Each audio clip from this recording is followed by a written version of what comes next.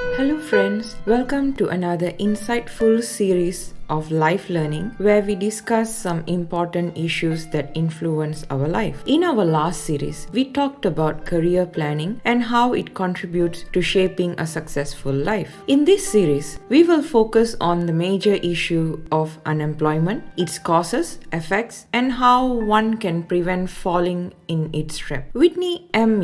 the American civil rights leader, once said, "The hardest work in the world is being out of work." Indeed, unemployment is no less than a grave disease for society. It can kill the dreams of budding youth and suppress the hopes of seasoned professionals. But what causes unemployment? Why do educated youth lack the opportunity to put their knowledge to use and earn a decent living? The UN report reveals that the number of unemployed around the world stands at 188 million. Also, 165 million people do not have enough paid work. 120 million have either given up actively searching for work or otherwise lack access to the labor market. These numbers are huge and the reasons are many. Based on my personal experience of being unemployed in many circumstances of life, to my journey as a life coach where I have counseled various unemployed youth, I can tell you for sure that besides the obvious reasons, many hidden or underlying causes aggravate this social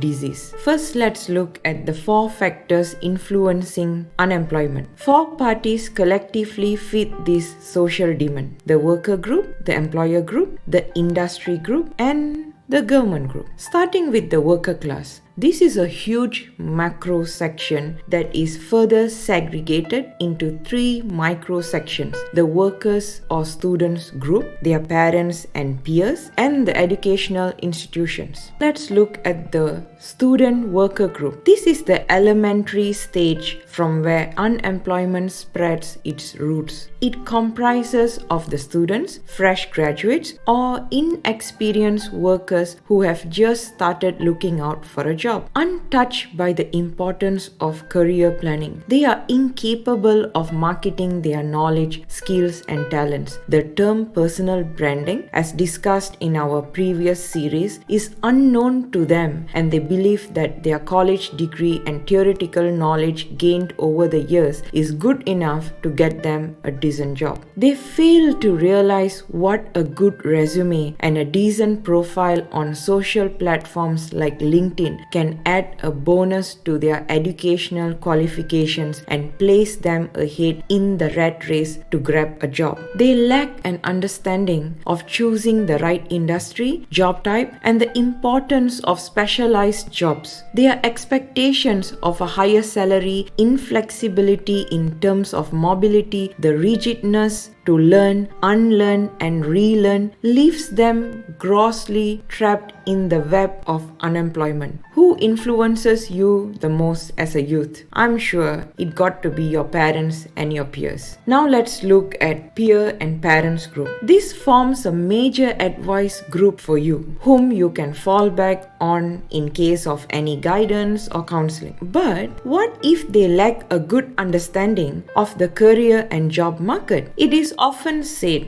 that advice is like mushrooms. The wrong kind can prove fatal. Learning from the experiences of those who have treaded the journey is good, but don't buy a story from someone who has never stepped out from their home. Parents may push you to take up subjects or jobs that were their unrealized personal dreams. But what would be the result if they were not your dreams? A disastrous career. So, use your prudence and listen to your inner call when thinking of a career. It ultimately affects your job prospects. While developed nations have given career planning the much needed importance, developing countries still haven't shifted their focus on this important area of life. Now let's look at educational educational institution. Today, the aim of these institutions are at promoting their subjects and courses rather than understanding the interests of students. Students at this stage lack industry understanding. As a result, fall in the elusive trap of these institutions. With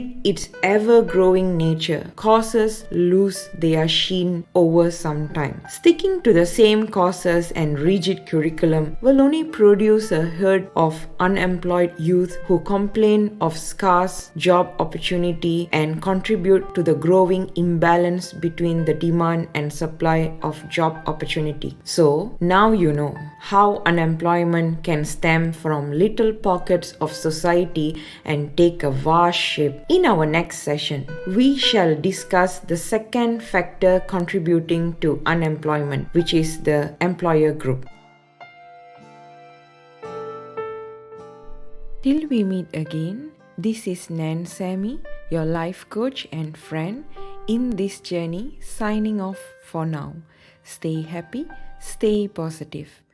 If you find this video useful, remember the drill: like, share, subscribe, and click on the bell button to get all notifications of our new videos.